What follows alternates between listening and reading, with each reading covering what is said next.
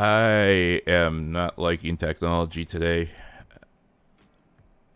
This time my entire other computer crashed, so I just moved everything over to this computer. So, I apologize for it crashing when we are trying to discuss such a important topic like this. It's really frustrating for me as well. I just yeah, I know I'm halfway hiding on the screen here, and that's intentional. All right. Whether or not people show up now that I'm back online, I hope people do. Again, I did not anticipate my computer deciding to, and OBS just deciding to up and die on me the way it did. It's frustrating, but I'll have to just work that stuff a little later here. And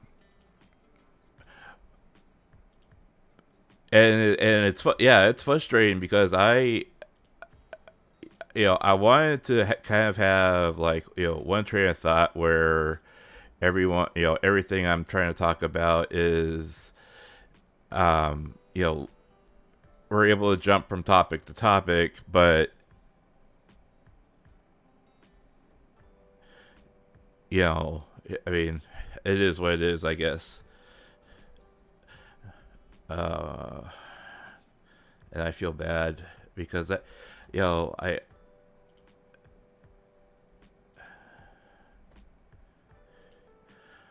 I mean, now it's saying my connection is excellent, so I mean, let's just hope it stays that way. I'm suspecting that perhaps it's OBS on my other computer that just decided to up and die on me, so I'll have to sort that out. But yeah, okay, so let me just.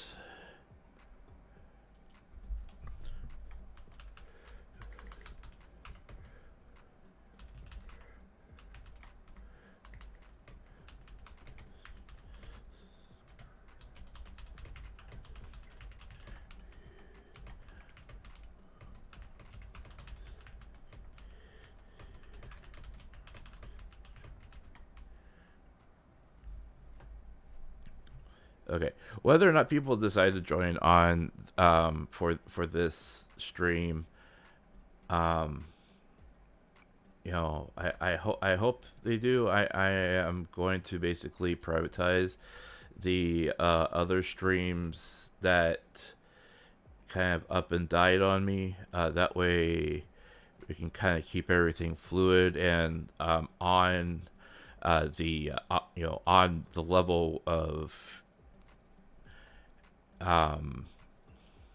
consistency is the word I'm looking for. Okay, so basically what I wanted to discuss here with everybody is let's see, we actually got 34 minutes on that one, so we'll just private. Okay. Private. Okay. Okay. So, basically, let's recap what is happening, going on, with everything. So as everyone knows, for the past couple days now, we've had the is everything okay? Thank you for coming back here, the cool 2T. My OBS crashed my streaming PC, so luckily I have a streaming PC and a gaming PC, so I was able to just jump everything over to my second PC. I'll have to go back and look at my streaming PC later and see why why everything just froze and crashed on it. But I have a sneaky suspicion because it's one of those older PCs that has the Intel. It has the Intel Optime chip in it. That's probably one of the main reasons, because that technology was just horrible, and it slowed down PCs more than it helped with keeping them going. So, you know, I don't know. I'll have to take stock of it here after I finish streaming today. But yeah, so let's just recap again, since we did start a new stream, and I apologize for repeating myself on this.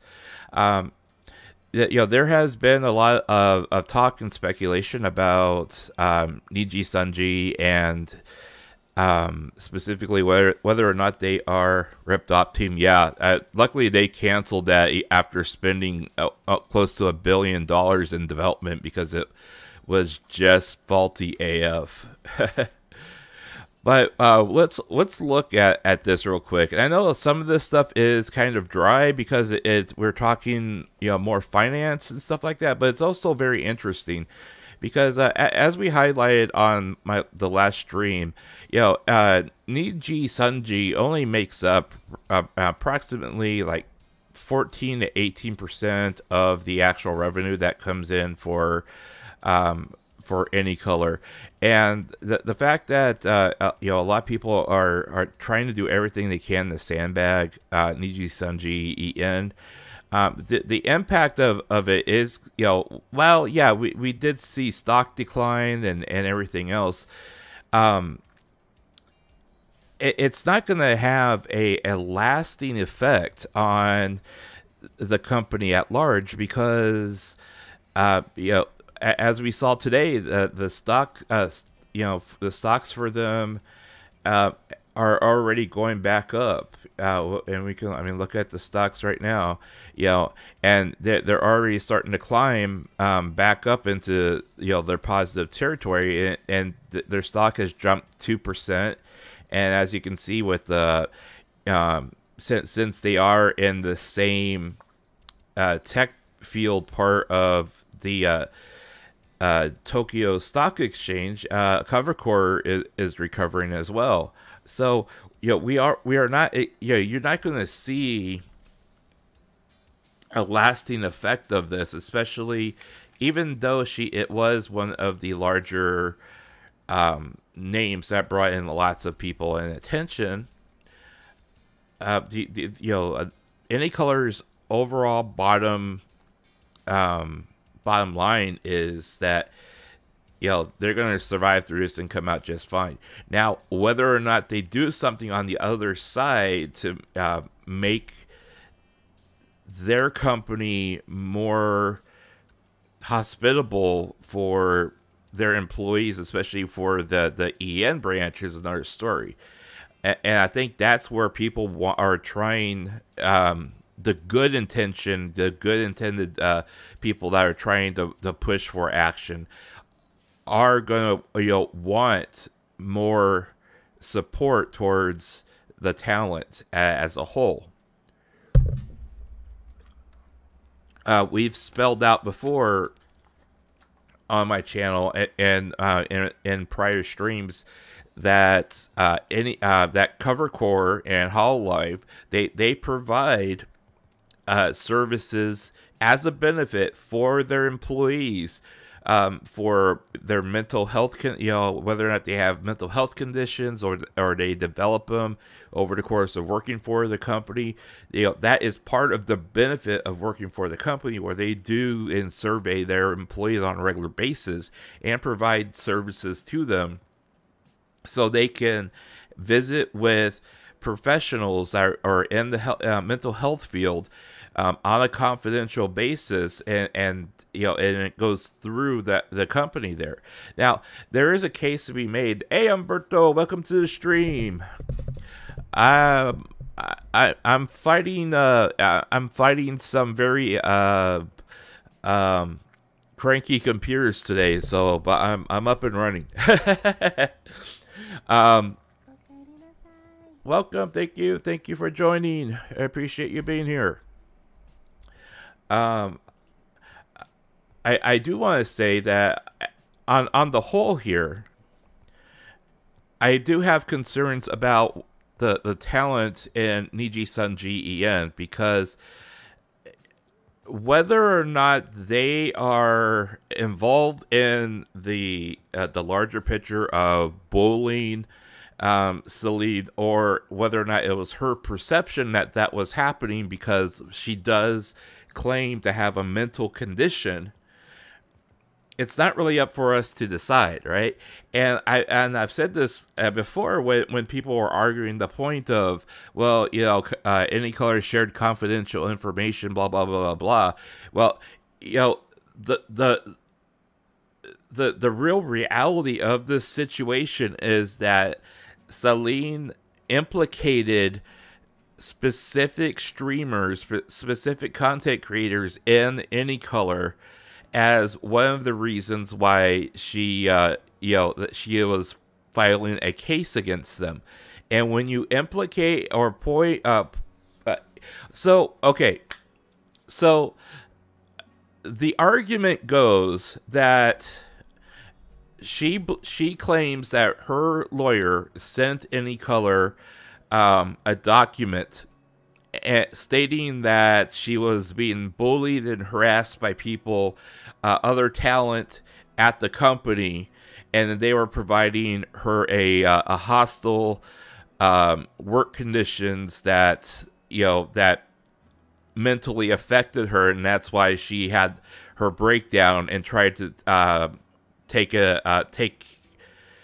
her own life. All right. And she implicated several people, several talent by name in this said document. Now, when you file a claim like that, and especially if it's a criminal claim and it's a legal claim against opposing parties, the opposing parties have a right to know what they're being charged with, what the supposed crime is that they're taking legal action against them, and they have they have the right to know who their accuser is, and they have the right to know what specifically is they're being charged with. And when you name specific content creators in a legal case, and you're bringing charge against them because of said legal, proceedings or filings, or, in document form, they have a right to know what is being said and what the charges are against them. And that's part of why, they work for Nijisanji. They are under contract, so their legal department has a right to discuss those specific accusations against them and speak about them in confidence.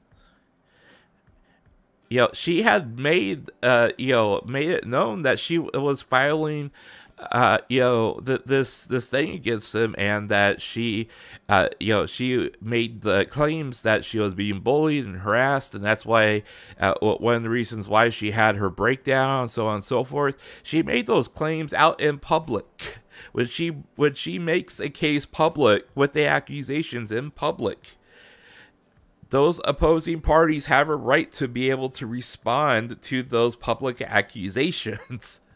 I mean, it doesn't get any more cut and dry than that. Now, a case can be made if she has borderline personality disorder, that her paranoia and her outbursts on this stuff may be psychologically, based in some kind of psychological outburst. It could be something in her mind where she just doesn't get it. Another case that. Oh, Marko is on top, chat. Yes, I am on top. Am I? Why am I not moving? There I am.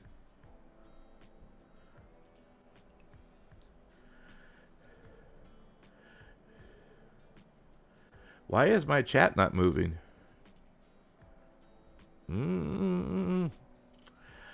Everything's breaking. We are having an extremely scuffed stream today, people. Work. Well, this happened last time and chat came back, so I apologize if chat is not coming out here, but hopefully it will come back. But we do still see the chat on the site, so that's fine too. All right, so now that we have that out of the way, okay. So again, we already know for a fact, right, that they make up only a fraction of what the EN branch over at Hololive make. And even then, if you look at the amount of profit that comes in at Hololive, EN branch only is just like the EN branch at Niji. They only make up a small portion of the overall income. And the other thing is, say like Nijisanji decides, hey, we're tired of this. We're not going to put up with people, how people treat us over in the United States or in the English market or whatever. Say like they just decide to pull back completely on expansion into English speaking markets. What they're going to do is they're going to refocus their efforts into the JP branch and just continue to grow their JP brand over in Japan. It's much easier for them to get collaborative contracts with outside companies to do lend out their IP to other companies out there that want to have that kind of advertising name with whatever product they sell. It's a lot easier for them to be able to do those types of things than try to get into the EN market and monetize their product beyond just having their talent offer merchandise. It's much more difficult for them. So that's kind of why you see Cover Corporation, they're just now getting into the English market where they are able to make some of those signings with outside companies in order to monetize their IP over here in the United States. But Nijisanji is still kind of floundering and struggling with that. In fact, when you look at the year-over-year, not revenue, but their operating margin, their operating margin has actually increased because of the amount of expenses that they are having to pay in order to get into the English market. Now, again, I've talked again about what this actually means with SG and A expenses. That includes everyone's pay, what their salary is, right? And when you look at this number compared to what Hololive has, they pay out less in overall expenses and salaries than Hololive. So that's one of the big reasons why, if you work for Hololive and you're able to pull in a contract with them, you're sitting pretty well. If not for any other reason, but because you make more. You literally do. You do make more working for Hololive than you do for CoverCore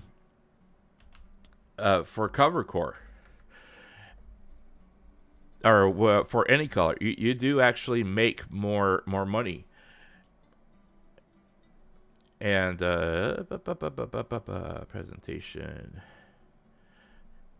And what's so interesting about what CoverCore does is they actually disclose what their performers, or basically the talent for Hololive.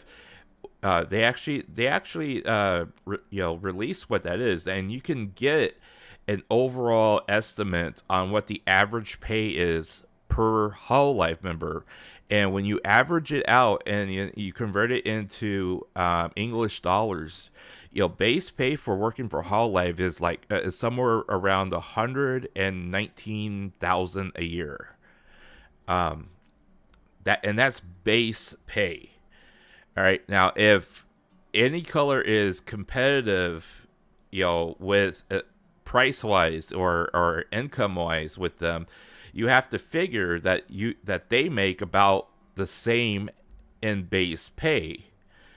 And when you take into account that Selen mentions that she has paid out 200,000 of her own money for projects, that essentially validates the concept that they make six figures a year working for either one of these companies. Yeah.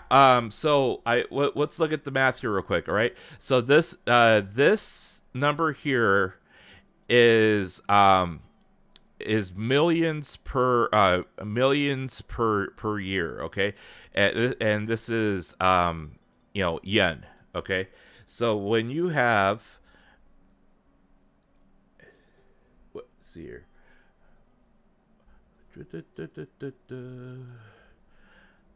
Hang on 1 second. I want to not display window capture, new capture, calculator. Okay, so we're gonna do this on the calculator. Okay, so when we look at the document here, the total amount for quarter 3 here is 1,168, right? So 1,168, right? Now we know for a fact that for this report they had 86 VTubers on payroll. Okay. So we got 1,168. Now this is million yen. Okay, so you add 6 zeros. Okay, so this is the amount that they paid their talent when they had 86 talent on their roster. Okay, so this is 13,581,395. Okay, you have that much per quarter, so that's every 3 months. Every month they make 4,527,131 yen. Okay, so you take that number,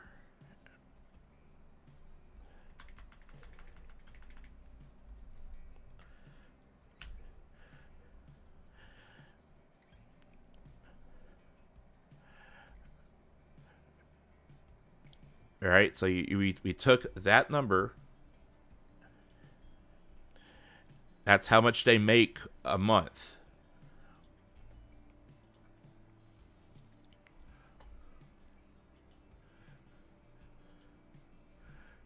Oops, that is yen to US dollars.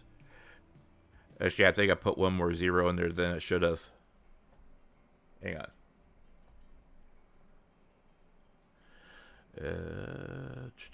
Let's go back.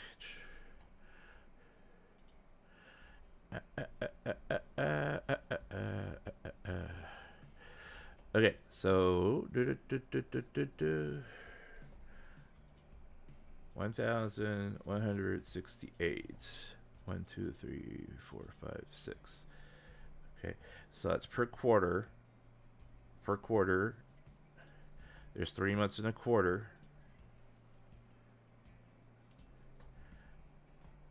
Okay, there's 3 months in a quarter, and then they had A1, A6. Divide that by A6. At $400,521.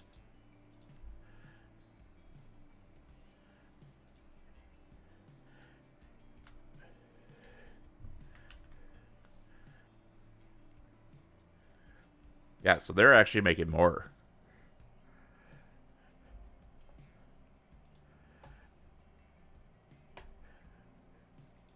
Because I mean, if you take that number and then you multiply it by 12,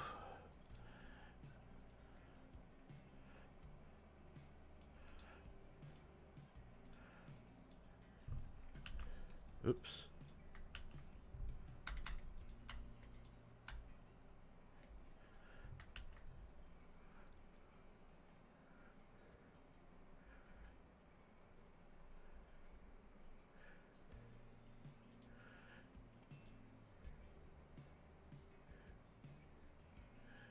Yeah, so that's per month. Okay, so the other number was per was annual salary. Okay, so 337,260. That's what they make a month. So they make roughly $2,511 a month. And that comes out to, if you multiply that by 12, this is their annual. This is what they make annually.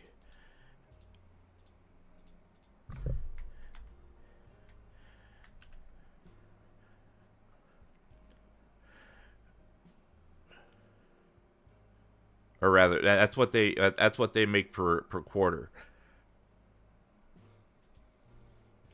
It's all very it's all very difficult with all the math and stuff like that. But yeah, I mean, it's not an insignificant number. In fact, I think I do have it spelled out on.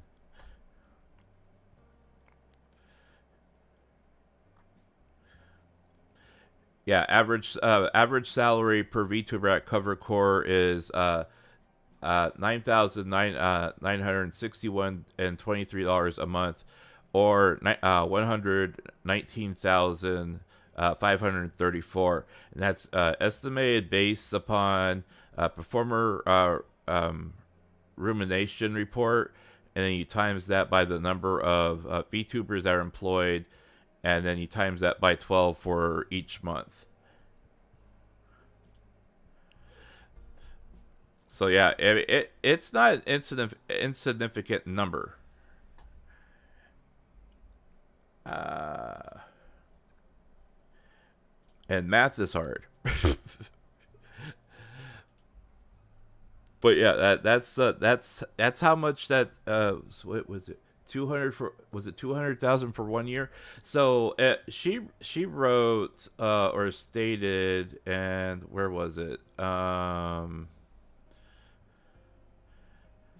Yeah, Doki's return stream post termination. She talks about making no profit in the past year because she spent around 200,000 Canadian dollars on projects. This led to a barrage of claims that Nijisanji was not profitable for their livers, and they take all the income, including the 2% merch claim that has been long used in arguments. Despite this, Rosemi and Pamu could both quit their jobs. Aya paid off her student loan debt, and Clyde, 3 months after his debut, was able to cover all living costs, pick up new upgrades, and put an increasing amount of money towards repaying his student loans. Now, and this is true here, where that, you know, cover songs and projects are expensive, because you do have to buy their you do have to pay out a certain amount in order to get a licensing agreement from the song, you know, the person that owns the rights to the song. And of course, if you want to, you know, do the recording, do the mixing, you know, add different stuff to it, whatever. But, you know, and their rebuttal, and this makes sense, is that she made over 200,000 CAD in the last year while being with Nijisanji. That's no small amount, which is true. You know, when you look at the conversion,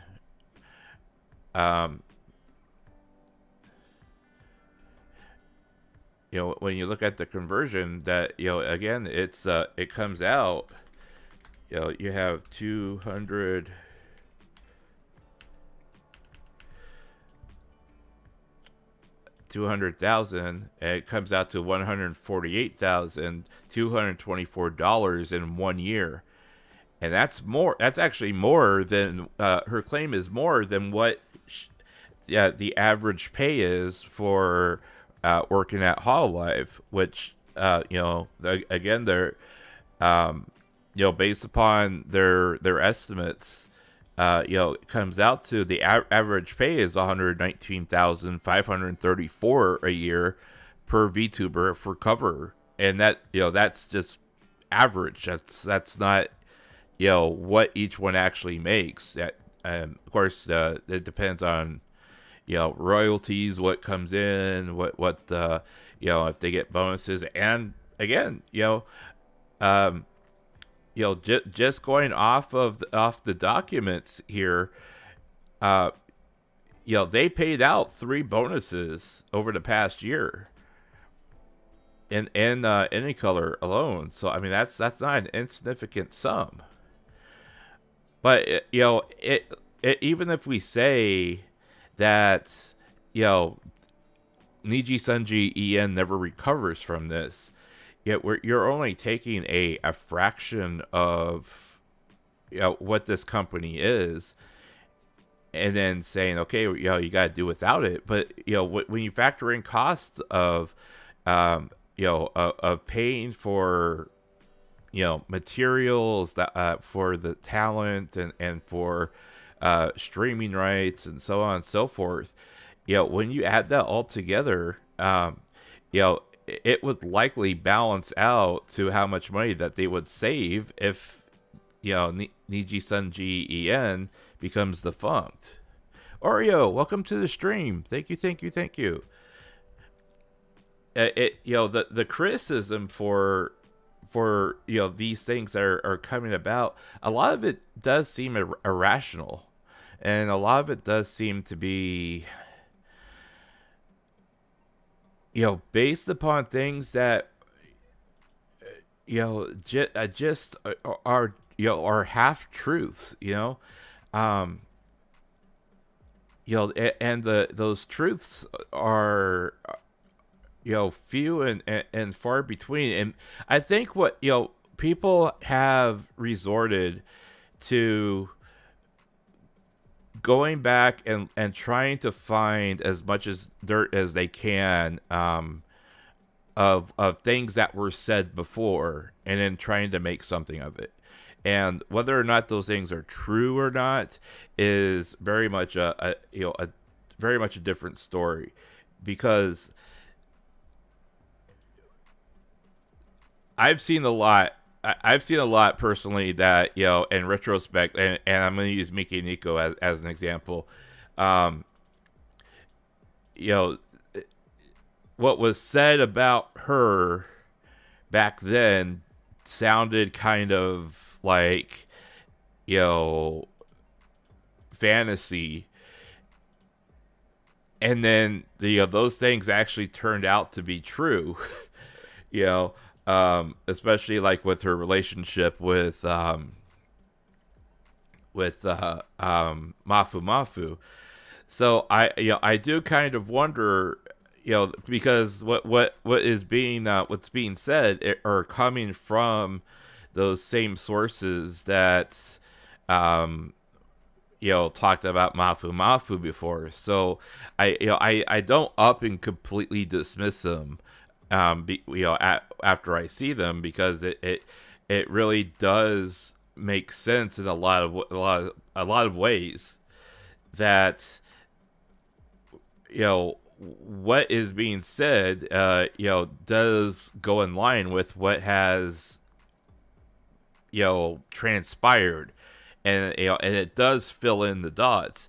But on the flip side of that, I really don't want to just take that as face value and as gospel. So that's why I try to be very careful about how I approach this information and this type of news, because even with this a document that was uploaded and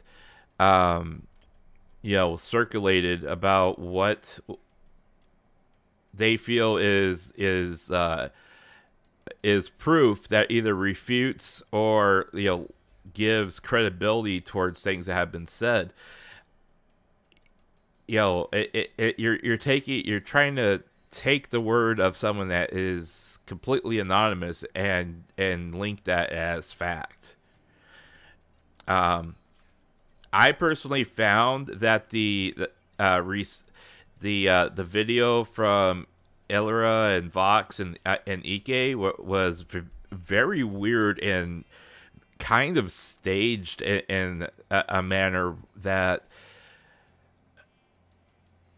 it didn't 100% make sense why those people specifically were talking like they were defending themselves, until she came out and laid claim that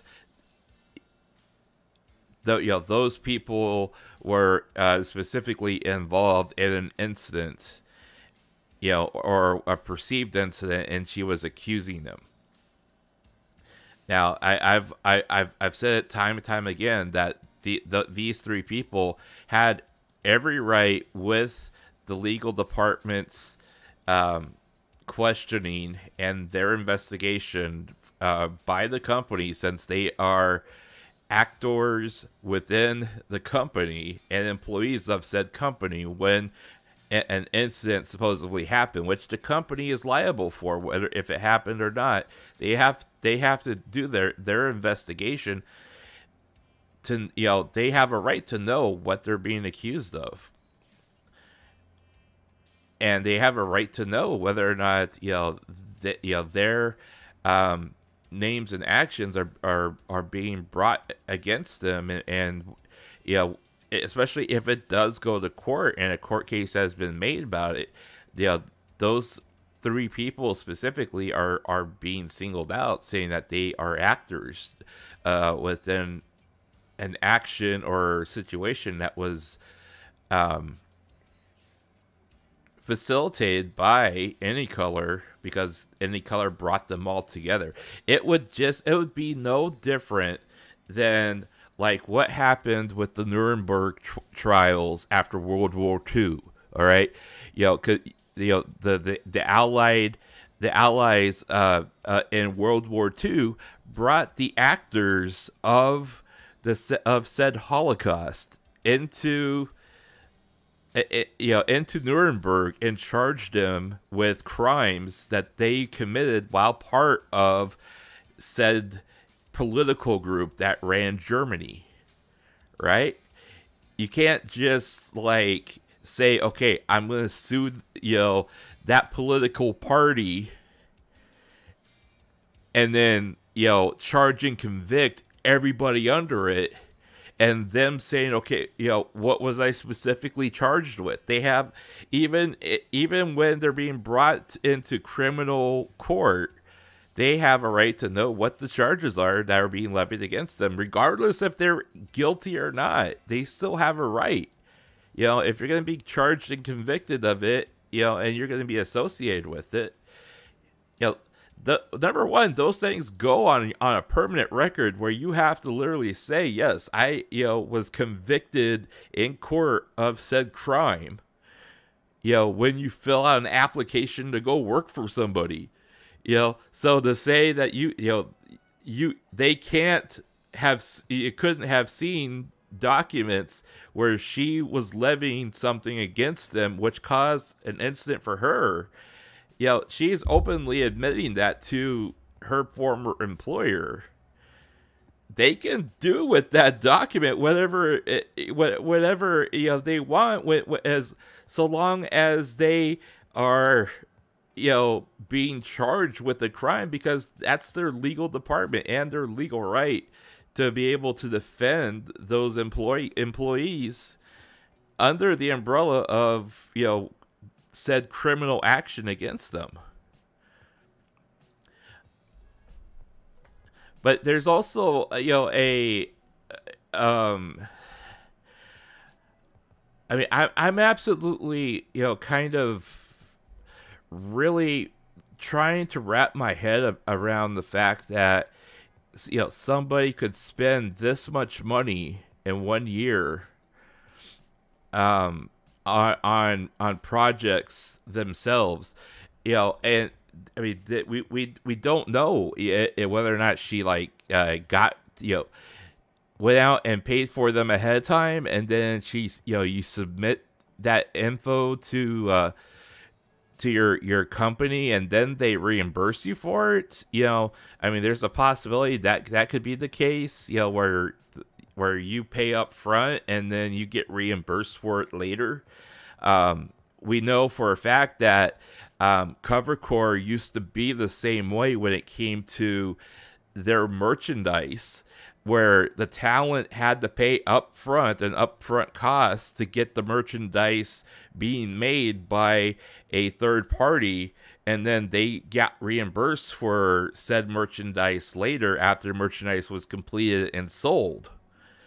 So we know for a fact that that's the way it used to run before Covercore brought everything in-house. And we know for a fact that Nijisanji does employ a certain amount of people within their collective umbrella here, that includes illustrators and 2D modeling, media mixing, so on and so forth. So there is supposedly an internal house that does all this. So if you go outside your own company, you contract that out, it makes me wonder, okay, perhaps maybe that's where people did not like what was being made internally, or they didn't want to wait, so they went out on their own, maybe. I mean, that's extremely possible, especially if you have specific illustrators that you like to work with. Now, the other thing that really kind of caught my attention here is when you go through their business presentation here, Nijisanji apparently has a virtual talent academy that that they open up, and they allow people to audition for Nijisanji, and then they send them to this academy where they train people in singing, acting, dancing, and content planning, as well as getting them accustomed to being an online content creator.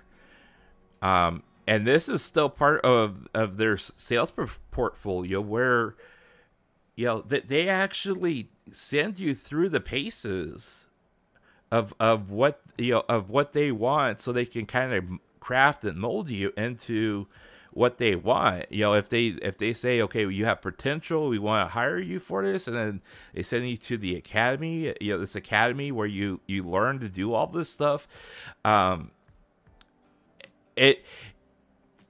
mean, this really does sound like an added bonus of being able to sign on with a company so you at least get the experience and you're taught how, how to do specific things, while working for this company. And it sounds very, I mean, it sounds very structured. I didn't even realize that they did this kind of thing, for their streamers before they, let them out the door.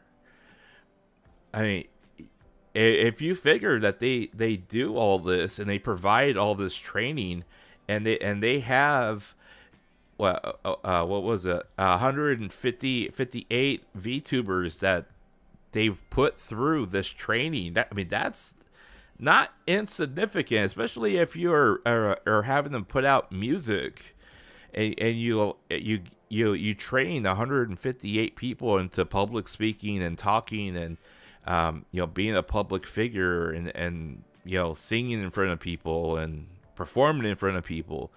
That's the other thing that people really don't understand about this whole thing is, a lot of these people that make the jump to working for companies like this, I mean, they either have acting experience, or they took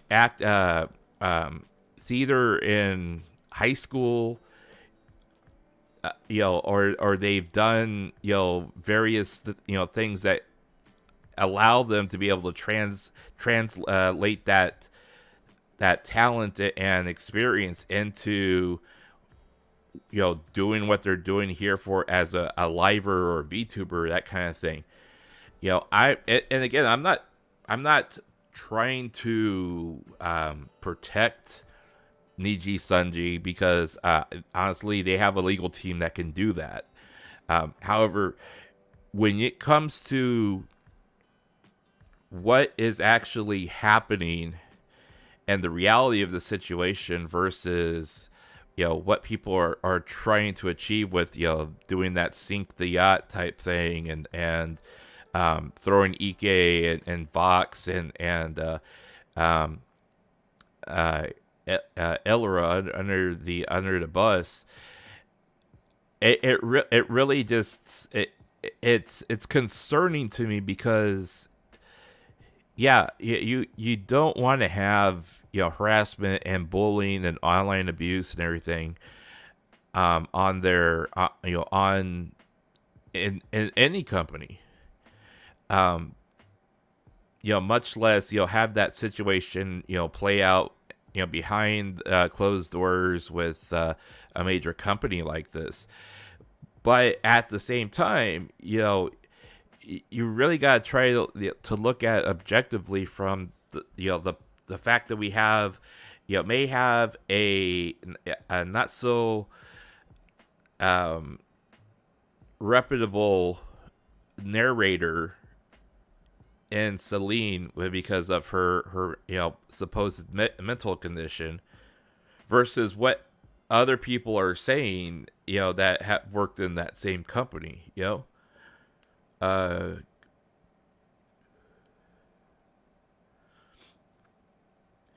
Yeah, I mean, you have people, now they're finally transcending, the media itself of just being a VTuber into video games, into pilot shows, and into anime, voice acting for anime. There's just a lot of stuff that they're finally breaking those barriers and saying, that we are more than just a content creator on YouTube, or more than just a streamer. We're actually, we can actually do bigger and better things. And the nice thing of it is you can take their design as a person, or as a VTuber entity, and then pretty much craft them however you want.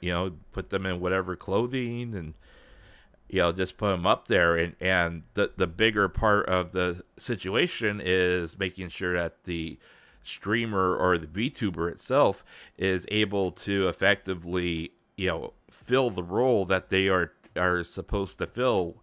I mean, just take Coroni for example. They had her with people from Sega when the Sonic game came out. And then they had, and she was on like a 4-person panel with these other people from Sega when they were promoting the game. I mean, you have to, you have to be able to have the people skills to be able to interact with others in order to have an effective type of presentation like that.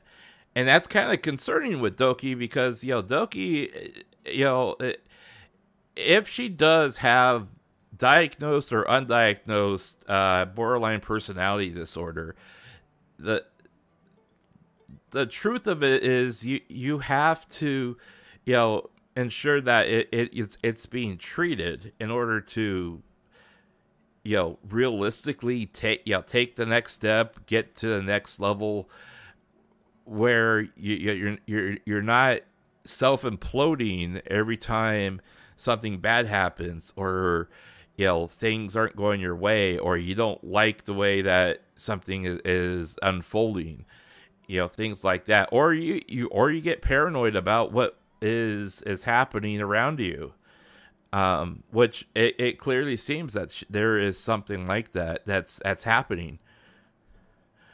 Guru did this before. Well, that's right. She did do it before Hololive.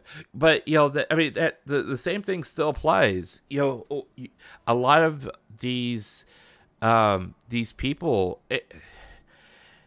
this is what I've tried to make sure people understand is a lot of the people that work for agencies at some level have some type of acting experience that they draw upon in order to, be the character that they are in front of you.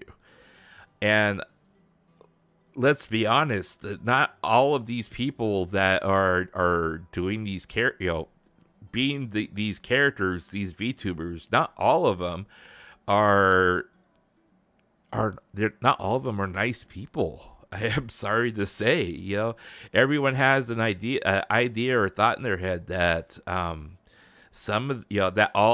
VTuber out there has to be at some level, a very nice person in order to be a VTuber, and that's not the case. That's one of the biggest reasons why you don't see me streaming on Twitch.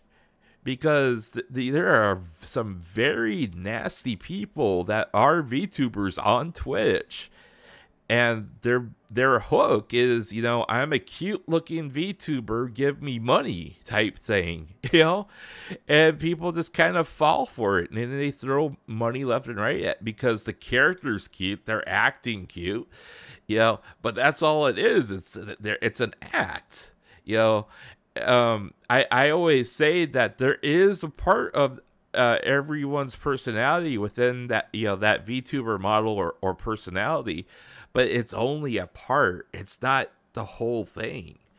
I found out the hard way that that there are some people out there that do act nice and sweet, and you want to give them the most amount of support that you can give them because you admire them and you want to see them succeed, but then they turn out to be a completely awful person, and that's the biggest thing is not everybody is awful because they choose to be awful. Some of them do have again, they do have mental illnesses or debilitating conditions and stuff like that. It's not exactly an excuse. However, it's a reason for them to go get help for what they're going through. But on the flip side is, when those same people go out and they stir up trouble and media attention and controversy, you really have to take that into consideration when you're evaluating the the larger picture. You know, saying I dropped $200,000 in 1 year and I made no profit. It really begs the question, okay, how can you spend that much money on projects instead of, you know, thinking to myself, okay, well, if they're not going to pay for it, why should I pay for it, and then just save that money? I mean, that's the responsible thing to do, you know, is that if you're trying to save money, then you don't go out and spend it. I mean, that's the responsible thing, you know. And if you can't make a decision like that, then, you know, it begs the question, why can't I, if you're old enough to be in that position where you get that much money in 1 year, you know, but you're not responsible enough to handle said money, you know, should you be taking that kind of money and be, you know, freely spending it, or have somebody help you manage that money, you know, whether it be an accountant or an investment firm or whatever, you know? But that's you know, that's why I'll come back and say that, you know, Nijisanji has plenty of ammunition, so to speak, where they can turn around and say, you know, this.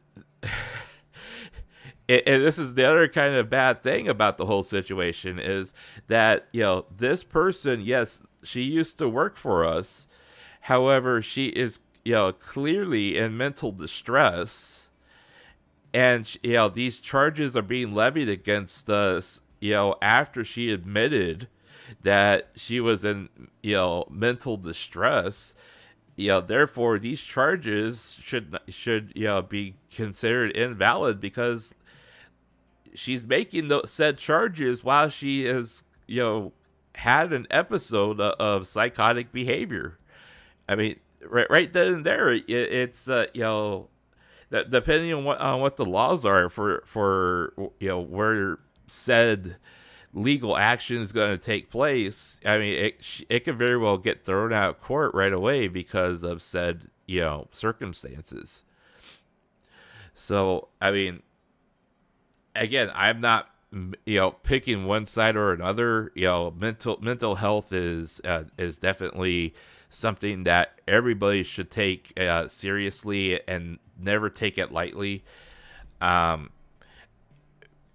You know, and we've seen time and time again with the way things are, that because we have this growing media of being able to do a lot of these things from the comfort and safety of home versus going out and doing this thing, you know, in you know, a studio or whatever, you know, and only have to go into the main office every so often to do bigger things. You know, a lot of people that have or deal with different types of mental, you know, illnesses, or you know, they have situations that they, you know, are struggling with personally. They're starting to run into those problems publicly, because even though they're hiding behind a screen, that they are literally standing out in a virtual world where people can, you know, criticize them or critique them, right? And so they feel, you know, you feel that extra pressure regardless of, you know, if you have 5 people in the you know, attendance or 500. You know, you still feel a certain level of pressure because of, you know, you're trying to succeed in what you're doing or get your point across, or you're playing a game and you want, you know, the perform the best you can so you can clear it, you know, whatever the case may be, you know, or you want to, you know, you're hoping that your voice sounds okay when you're singing. I mean, there's lots of different, you know, pressures that come upon you. And if you take on the added responsibility of saying, okay, well, I'm going to pay for this stuff myself because I want to put this stuff out. I mean, those expenses are, you know, for you to own, not for you to hold against, you know, a company and say, you never paid me for this and I had to go pay for it on my own. I mean, the company is not going to sit there and say, okay, so why are you telling me this? You know, that kind of thing. You know, if you're going to spend your own money to work on a project that you're for a company you're working for, and it's not specifically built into their company to reimburse you for any materials for said project, you can't expect them to pay you for something that is not spelled out within your contract. You know, and you can't expect them to turn around and say, "Oh, you dropped 200,000 this year? Okay, well, we'll give you another 200,000 because you spent all that money in advance." I mean, if it's in the contract, then yeah, you know. But if it's not in your contract and it's not in any kind of written form that they have to reimburse you for it, you're going out on your own and spending that money. So why are you complaining when you're spending your own money? I mean, you either like save your own money or you spend it. You know, it's one or the other. That's the adult thing to do.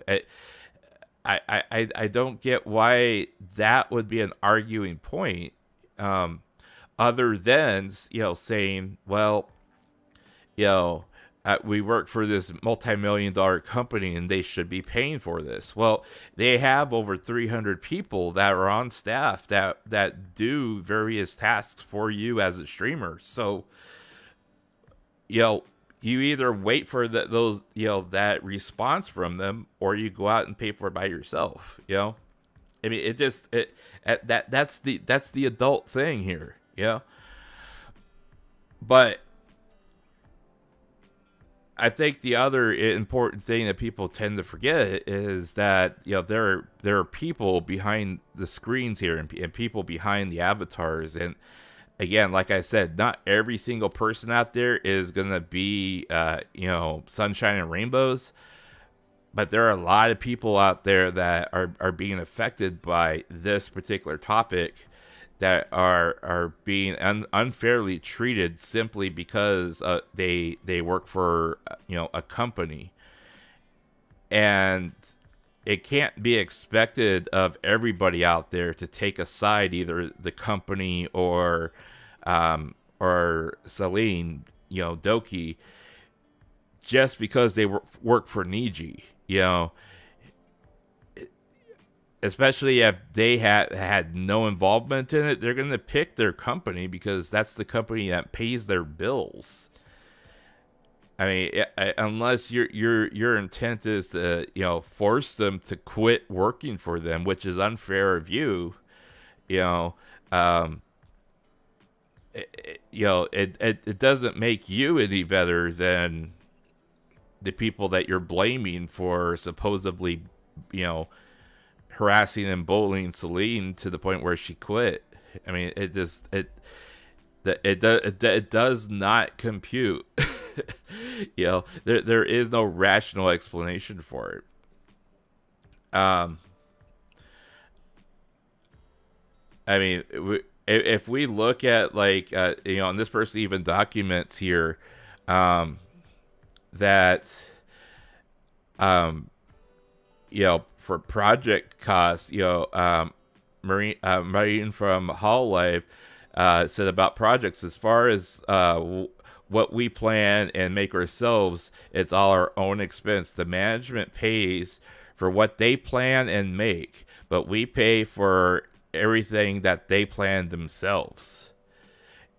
So that specifically is validates what was said about that 200,000 that she supposedly spent.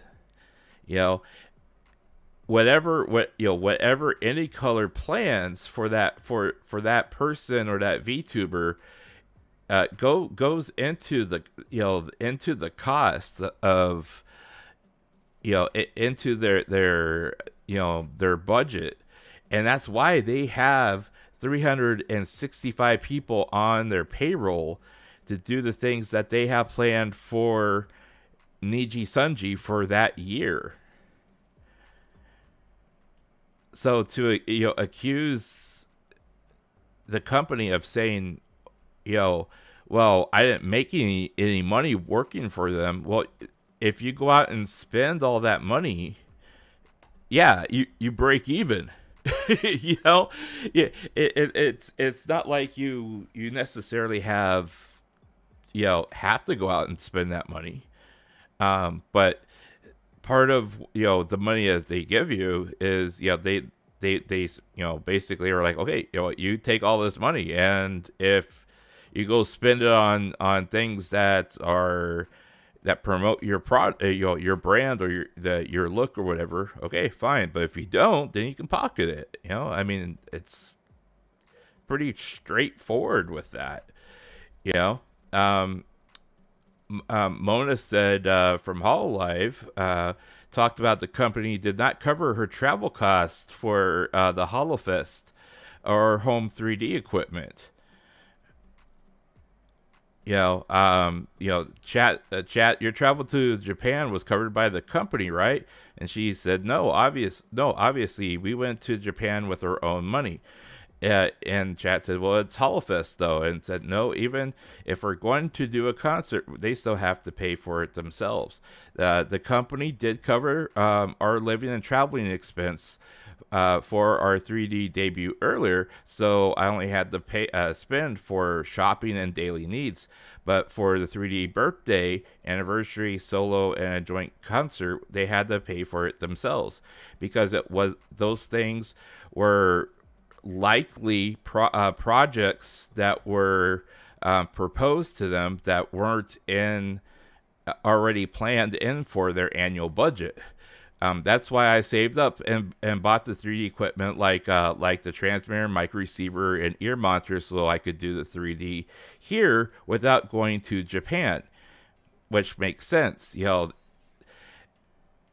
It's not like they're going to front thousands of dollars to their talent, for things that they don't have already planned within the budget.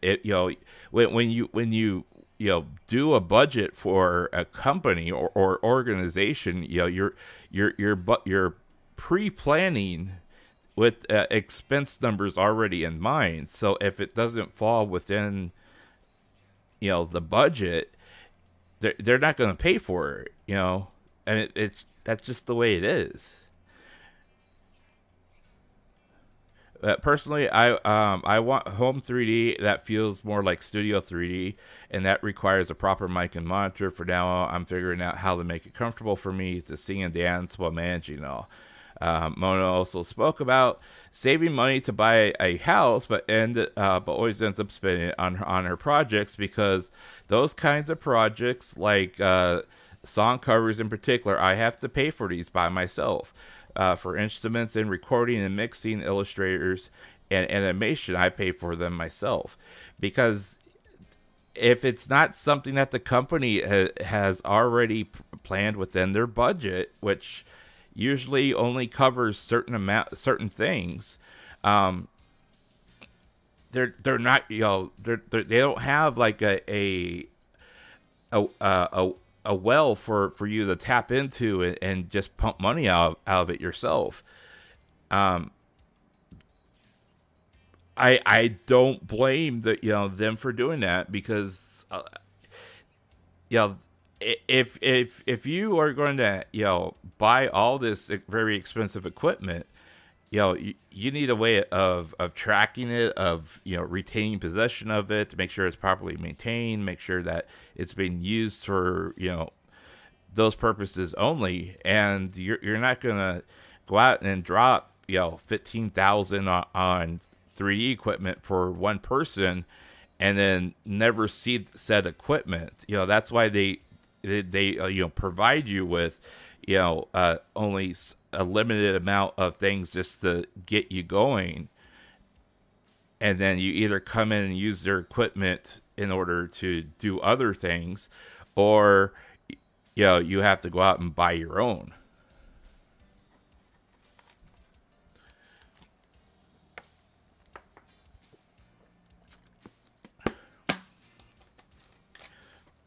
Yeah, and we get down to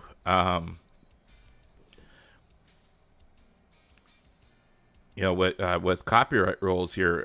In Japan, big for-profit organizations like Hololive and Niji have to be especially careful when it comes to copyright when compared to independent streamers. Hololive previously experienced being copyright struck, resulting in a number of videos across Hololive being privatized.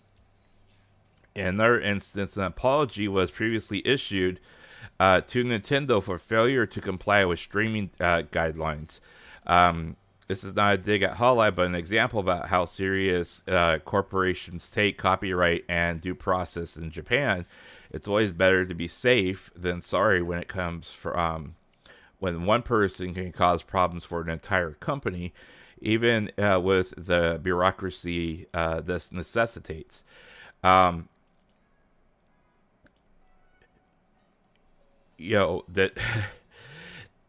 I mean, that's why you see a lot of people that even the smaller companies for streamers, like Project Kawaii, Production Kawaii, or Prison Project specifically. They literally walk on eggshells with a lot of these things because if if your stream, for example, say like you make $5,000 in super chats on a particular stream, but that stream was from a game from a company that the streamer did not follow the streamer rules regarding said stream. They lose all that money. When the company copyrights it, or strikes them for it, they lose all that money. That's why you like with Capcom, a lot you see a lot of streamers, even though everyone in their entire world has already played the game, Capcom is very particular about certain games with story, story beats and stuff like that, where you'll see the streamers tend to cover certain parts of it because they don't want to be struck with it. Like when Capcom first started letting them play specific games, a lot of times they had to turn off their super chats and everything else, because if they didn't and they got $4 or $5 grand off super chats, it all went to Capcom. It didn't go to them. So, there's a lot in here that has been said and has been done, and again, I don't want to go through every single one of them, because it becomes a he said she said thing. But I felt it is important to note that, Niji themselves, even if, their EN branch, say it goes defunct, which I kind of highly doubt, because were at least trying to make a concerted effort to push into the English market. They've gone from 6 English speaking VTubers to 34 within a 2-year time span, which is pretty significant when you look at the vast amount that they have under their banner. I could see them perhaps like either reorganizing so they they do have better management and control and access to their English streamers. And I think that, you know, it kind of speaks volumes that in the grander scheme of things, it felt like the talent themselves likely either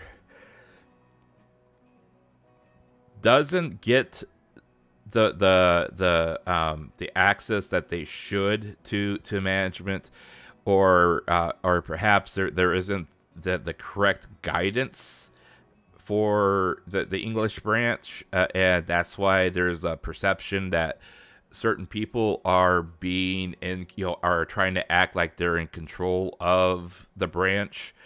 Again, this also could be a very big case of, you know, kind of paranoia, because, you know, certain people get along with our people better, and it's just perceived that they're, you know, all together and ganging up against you in particular. But there's also the flip side of it, where people feel threatened about those who see that there is chaos or lack of order in a certain thing, so they attempt to, you know, organize it and streamline it, and be kind of, you know, fill that kind of leadership role where, you know, things can get done the best way that they can get done given the circumstance. And that ends up becoming a big issue, because somebody feels slighted for, you know, not getting what they want, and thinking that somebody is preventing them from getting it. So but as for cover or AnyColor being, you know, being affected by this, you know, I still have the impression that Cover Core will still catch up with to AnyColor by the end of well, I was predicting March, but this year they will definitely catch up to them monetarily wise, and hopefully, as their stock continues to climb, they are able to kind of fill that ideal type of, you know, role model, so to speak, of how a company should look when having, you know, the VTuber technology be the forefront of how you present yourself. Because, I mean, honestly, I do feel like AnyColor still goes with the, you know, quantity over quality, and that's why we're starting to see this get all, you know, all of this implode all at once, because it feels like they just said, okay, we're gonna grab as many people as we can, and then, you know, hopefully everything works. And when you look at the grander scheme of this, and you start seeing that they're only getting 50% of their profit margin after operating costs, which includes everything above here, like we were talking about earlier. When you're only getting 50%, that is not what you want to see, because that means that, you know, half of all that you're making is paying for other things, and you don't really want to see that, you know, especially if you're trying to grow your company instead of just idle. So anyways, all right, well, I do apologize again for all the scuffness today, with streaming. I'm going to be taking a look at my other computer here as soon as I finish, because I do want to have it going for tomorrow. I do plan on playing Enshrouded tomorrow, if my computer equipment lets me. If it doesn't, we'll just kind of reschedule it for another time. I also do want to finish Doki Doki later on, because we do have several character routes that we did not explore yet, and then I also want to kind of explore the added content to it. So we'll see how that goes. But yeah, I do apologize for the stream being scuffed. You know, it feels like a typical you know, EN curse of, you know, equipment malfunctioning, not working at the most at the worst time. Yeah, thank you for sticking around. The cool 2T, thank you for sticking around. Oreo, thank you for dropping in. Umberto, thank you for dropping in. Genwell, Genwell, yeah, Genwell. Well, thank you for dropping in.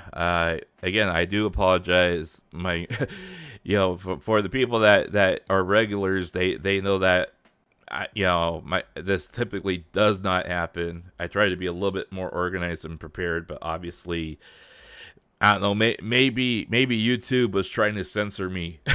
I don't know. But they probably should have done this earlier. I don't know what people expect Niji to do. The relationship seems toxic for a very long time. There always seemed to be some kind of animosity towards Niji as a whole. I think it's probably because, and this is just kind of a personal, you know, opinion on it. You know, Niji, you know, them as a company has been around a lot longer, and then also their stock has been publicly traded a lot longer. So, you know, they're the more established of the two, but it feels like they are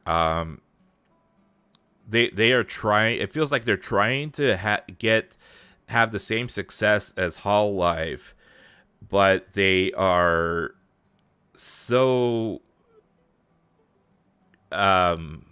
they are such a corporate, you know, corporately run organization that they don't have the same amount of intimacy as like what Yago has with Hololive. You know, Yago seems to really have his hand, you know, his fingers on the pulse when it comes to Hololive, because he has a specific vision for them.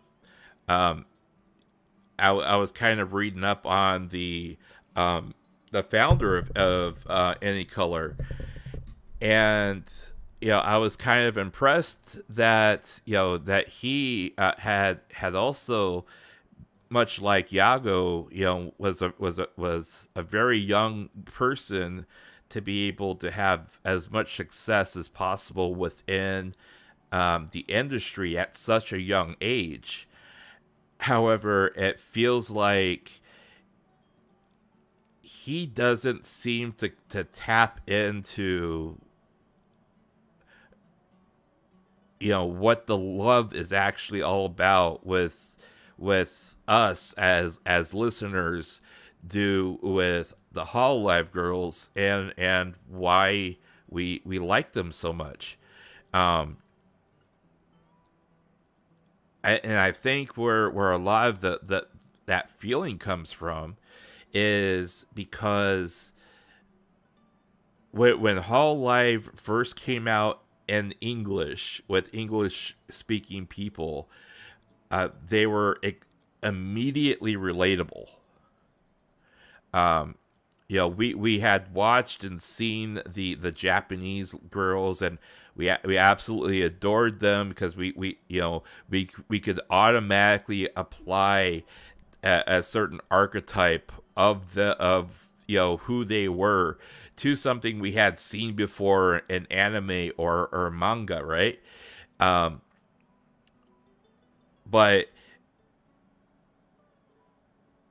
that was kind of the beauty of it all. And that's kind of where I always felt like, you know, Hololive started going astray, was because they started, you know, moving away from that, and then trying to make each person in Hololive, you know, more of just another girl idol that, you know, you're supposed to like because they are, you know, an idol.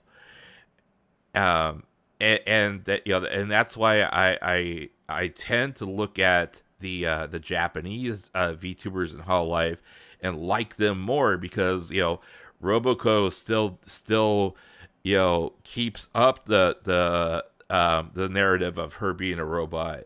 You know, Marine, you know, still keeps up the impression that she's forever 19 or what have you, and she's a horny, you know, pirate captain.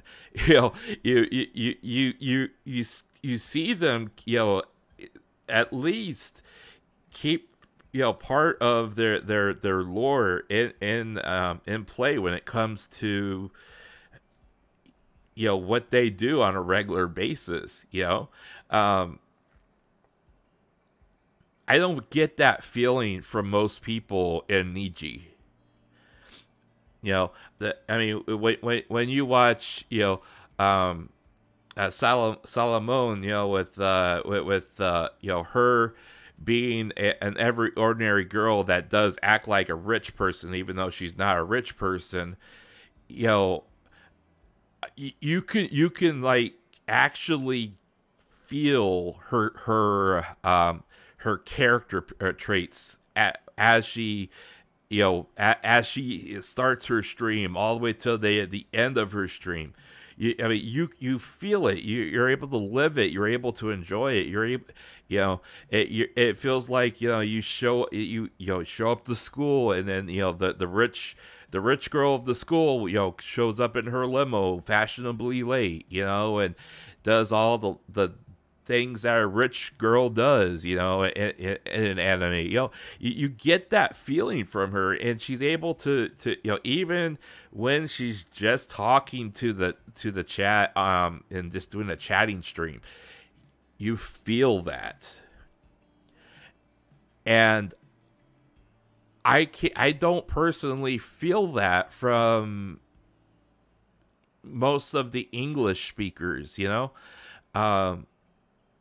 Or, you know, and it kind of goes, you know, across the spectrum, where, like, you know, if you're just gonna act like the girl next door, but, you know, you're doing it but while using an avatar that doesn't make you look like the girl next door, which one am I supposed to like? You know, which one am I supposed to believe in? You know, the way you look and the way you talk, or I mean, the way that you talk and the way that you portray yourself, or the way you look based upon the way you talk. You know, if you're gonna put on an act or a facade, you know, in order for you to present yourself a certain way, the look should match what you're supposed to be, even in a variation of that. You know, I mean, that's the way I would envision, you know, a VTuber agency if I were to open one. You know, I would want, you know, those people. Well, number one, I okay, look, I'm gonna based upon everything that we have seen, right, from AnyColor, Hololive, you know, Cover Core, all the drama, all the controversy, all the stuff that has happened, all right. If I were to take all that and have the funding to open my own agency, I would. When I interview the talent, the potential talent that I want for my agency, I would try as best as I can to explore who they are as a person. You know, how do they, you know, I would look and see how they express themselves as a streamer that doesn't work for me, and then I would, you know, give them a few scenarios of, potential characters that I would have, envisioned for my agency, and ask them, okay, I want you to take what I give you, and just be like 2 or 3 lines of lore for a potential character, and say, I would like you to come up with a personality for what I give you. And it could just be, and the best thing about doing something like that is you're doing it on the spot, right? You don't have time when you're streaming to, write an entire script for something that you want to present when something comes up. Just like what I'm doing now. You have to think on your feet. You have to be spontaneous. You have to be able to be quick-minded and be able to actually be able to do this kind of stuff on the fly in order for your stream to be successful. But that also will give a brief glimpse into how that person actually thinks and what their thought process is. Now, of course, there's no way that you can predict or prevent, the hiring of somebody who may or may not have a mental disorder. However, it would be just as important to me to know whether or not these people that I'm hiring, that I'm going to be putting out there, and a lot of times it's just going to be them and their manager. What kind of support do I need? Do you need? Do I need to present you with monthly counseling for things you want to talk about, things that maybe are bothering you? Do I need to do like a monthly follow up with each of my talent, to allow them to voice their opinion on things that are happening, that give them every opportunity to be able to, to be part of what they're building themselves, but then at the same time also, allow them the freedom and comfort of, expressing themselves. And if something bad is happening, I want them to be able to come up to me and tell me. I don't want people to cower in corners and then they get fed up and leave, and then they voice all of their criticisms. I mean, if all this stuff was happening, but you wanted to be here, tell me what is bothering you, so maybe I can help you change it. You know what I'm saying? Hololic still keeps up the invasion. Yeah, there's a lot of things where I feel that there are missed opportunities, or there are things that could make a company better. And part of if I were to critique and criticize Niji, it would be, I don't know what they are trying to be. They don't call themselves VTubers, they call themselves V-livers. Okay, so you're virtually live, okay? But what does that mean? That you are musicians and singers that that also do gaming and content streams? Or are you are you livers, like because you do live talk show content? I mean, what are you trying to be? If you're gonna give yourself a specific title that is different than what everyone else is using, I need to know what exactly you're trying to be that distinguishes you from being, not being a regular VTuber. I mean, that when they said, we're V-livers, we're not VTubers, I was like, okay, so what's that's your hook? Okay, so what makes your content different than everybody else's? That you can claim that you're not a VTuber and you're a V-liver. Sell that to me,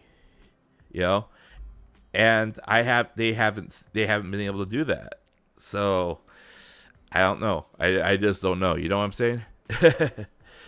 But anyways, I'm gonna go ahead and wrap it up here, guys, because I gotta also figure out what's going on with my other computer here. But I know a lot of people did drop in between the stopping with my computer troubles, and I apologize for that. Red, I know you dropped in. Thank you so much for dropping in. Knight, I know you were here earlier, so thank you for also dropping in. CJC, I know you dropped in as well. Thank you for dropping in. And I'm gonna call it a day here. So thank you so much for listening to me. I hope I was able to bring you some information that is, you know, different than what is just being tossed around in the social discourse. But yeah, I also did see that Hololive did put up a quarterly report and narrative on their investment page here, so I may just kind of go through that real quick at some point, but we'll see. But anyways, guys, thank you so much for dropping in. Thank you. I appreciate you all. We'll talk to you on the next stream. Hopefully, I won't have as many computer problems then. So until then, have a good morning, afternoon, or evening, whatever the case may be. Until then, guys, this is Marko Yamashita signing off. Peace.